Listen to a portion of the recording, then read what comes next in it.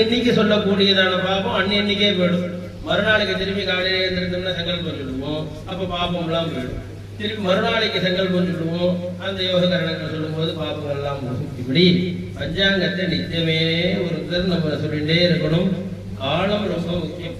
அதனால பஞ்சாங்கம் படதாம் ஸ்ருத்வா ரோஜமிச்சந்தி ஏனராக அக்னிஷ்டோம பலம் தேஷாம் கங்காஸ்நான பலம் பவேத்.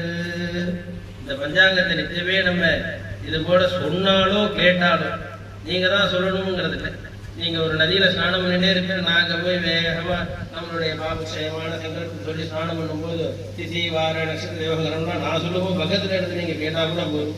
கோவில்ல சங்கல்பம் பண்ணும்போது கேட்டா கூட போதும். அப்படி கேட்டுட்டாலோ சொன்னாலோ என்னடா பலன் உண்டாகும்னா, அக்னிஷ்டோமம் மகா யாகம் ஒன்று இருக்கு, அந்த யாகம் பண்ணதான பலன் உடனே சித்திக்கிறதுன்னு சாஸ்திரஜாம் ரிஷிகள் நமக்கு சொல்லியிருக்கா. அதோடு மட்டும் இல்லை, நித்தியமே கங்கா ஸ்நானம் பண்ணதான பலனும் உண்டாகிறது அப்படிங்கிறதாக இந்த பஞ்சாங்கத்துக்கு அனந்தமான பலன். ஏதோ ஒரு பஞ்சாங்கம் தானே அப்படின்னு சொல்லிட்டு நம்ம நிச்சயப்படி ஏதோ பண்ணிட்டு இருக்கோம். 2 நிமிஷம் ஆகும் இந்த பஞ்சாங்கத்தை சொல்லி நித்தியம் தூங்கி எழுந்தோன்னு நித்தியமே இந்த பஞ்சாங்கத்தை பார்த்துட்டு தான் பெரியவாளாம் ஸ்நானத்துக்கு போவா. வந்தோன்னு திரும்ப பஞ்சாங்கத்தை பார்ப்பா. ஏன்னா அந்த கொஞ்ச நேரத்துக்குள்ள யோக கரணங்கள்லாம் மாறும். நட்சத்திர